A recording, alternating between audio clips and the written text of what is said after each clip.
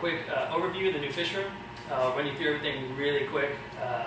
Out here, the only thing that's out here now is the pump, the main system pump. It's just a reflow Barracuda that's been upgraded to the Hammerhead Gold, actually, and just the CO2 tank for the calcium reactor. This is just a bunch of extra plumbing and lighting that's left over.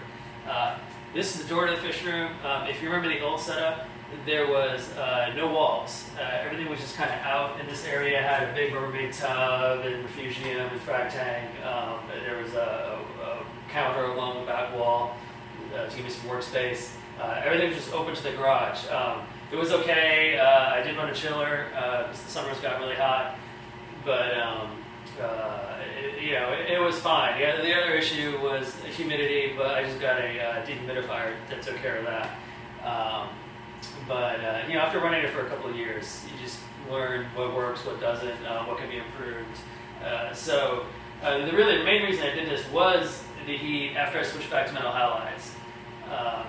The chiller just ran 24/7, so I wanted to get some AC in this area. I'm not going to AC the whole garage, so it was time to put up some walls. So this wall's new, and then this wall down here. I spent a few months. I tore down the whole tank, had everything out here in a holding tub, and went at it. Put up new walls, insulation wiring, had the AC, an AC return put in, and that's it. And it's been running great. Real happy I did this. So why don't I open the door here, and I'll take you guys inside. All right. All right, so here we go. The room is small. It's only 7 foot by 9 foot. And everything in here is laid out much more efficiently than it was before. I knew the exact space I was working with, so sump and frag tank and mangrove tank, everything was designed for this space specifically, trying to maximize tank sizes and storage.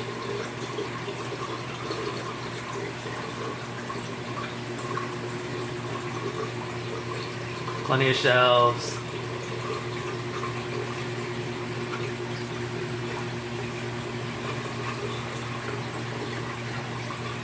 I'm still going to do something with this wall, if anything, just hooks to hold fish nets and that kind of thing. So I'll give you just a kind of quick rundown of how everything's working here. There's tons of plumbing, tons of tanks. We'll just try to go through it real quick. So this right here, this is the back wall of the tank. This wall of the room shares the dining room. That's where the tank is. So the tank backs up to this wall. And inside the tank is a almost coast-to-coast overflow. It's internal. And then the holes are drilled on the back glass, and this is an outer box, like an outer overflow box that attaches to the back of the tank. So the water flows from the internal overblocks through the wall of the tank into this external overflow box, and then into the bean animal plumbing. And it's 1.5 inch pipe. So everything drains down, goes straight through the shelving,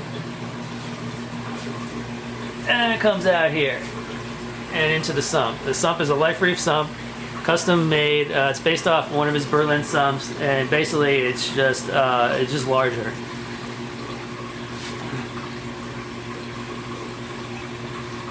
And I think the width of this sump, the length of it is somewhere around 50 inches. And around, if I remember correctly, around 22 or 24 inches deep, front to back. And about, I believe, 22 inches tall.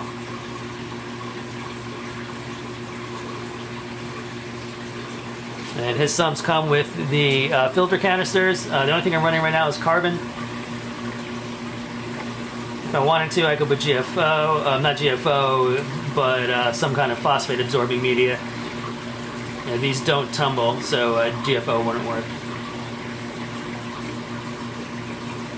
So the water flows into the sump, in a few spots here. Let's see, this right here is the secondary drain, and then this one here comes this way and into here. All right, that's the primary drain, and that's the skimmer compartment. That's a life reef skimmer.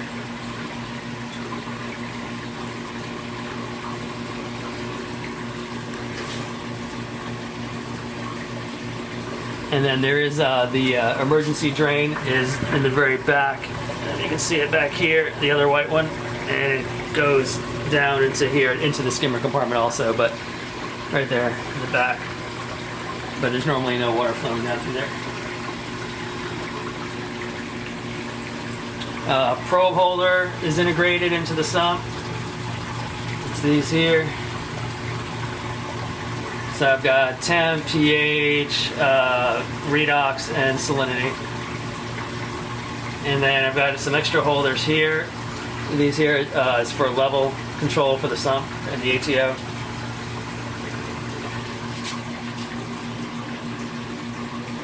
These other two pipes here and here, these are for the chiller. The chiller is pulling water out of the sump and putting it back in. So I've got the chiller located actually outside this wall here. And that's the plumbing for the chiller. So next to the sump on the right here is my refugium, purely for Cheetomorpha. It's normally tumbling, but it's gotten so big that it's now hitting the sides of the wall. So it's stuck.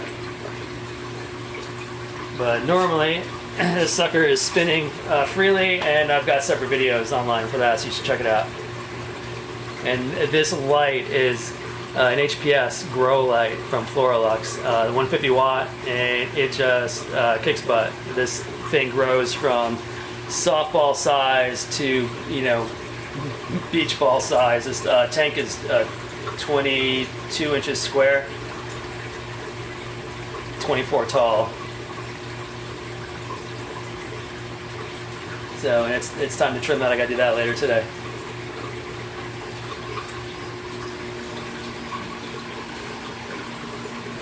So after the water flows into the sump,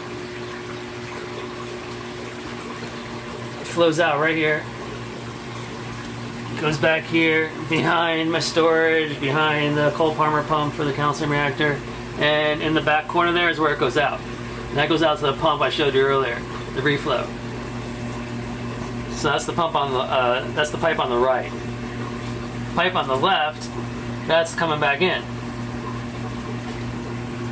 And I've got a junction there in case I want to bypass the UV. But right now everything's flowing through the UV, so everything flows this way. And this is the UV. It's behind the calcium reactor. Alright, and here's the output. That's the output of the UV. Flows back this way under the power bars. Alright, now here we split.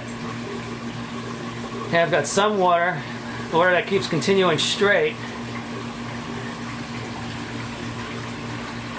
That's coming all the way back, and that's feeding the refugium.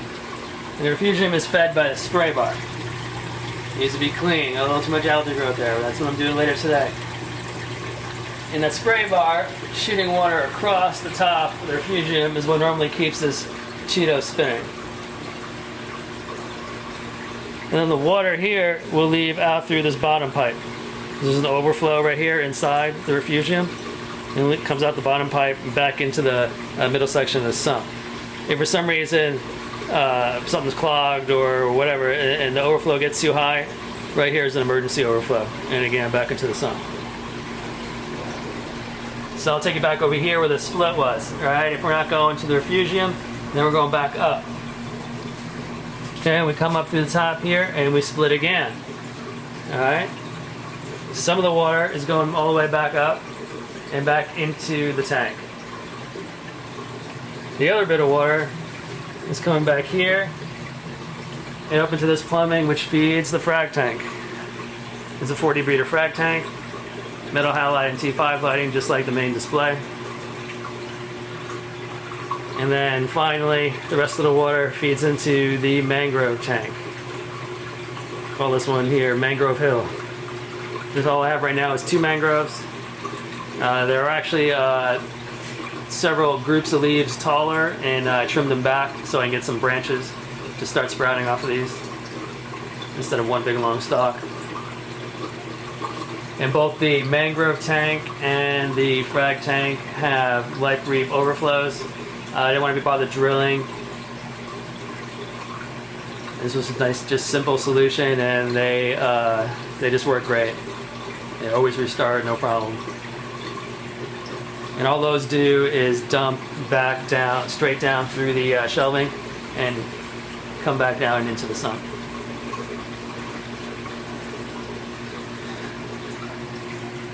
All right, so that should give you a good idea of the whole plumbing situation.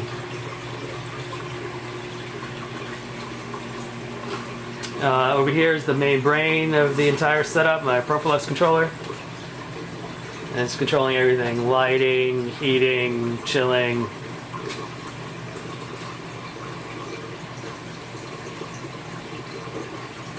I can access this from anywhere. It's on my smartphone, on any computer. This is my fragging station and testing station. And then to the left here is a quarantine tank if I need it.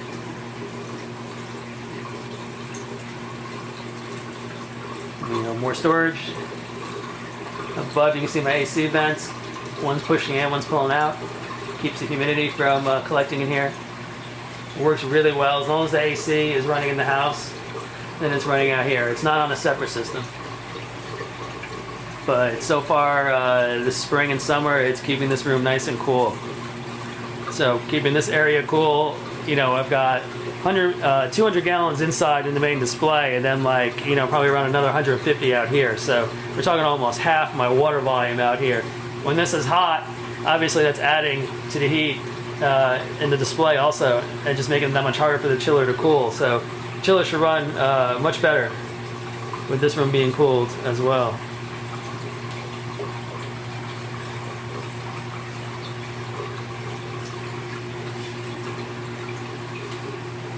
Alright, and that's pretty much it. I mean, that's the quick overview.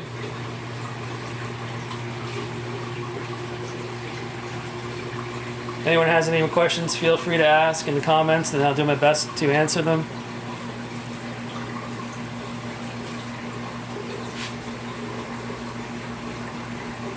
There's a whole thread on Reef Central talking about this calcium reactor setup with the Cole Parmer pump.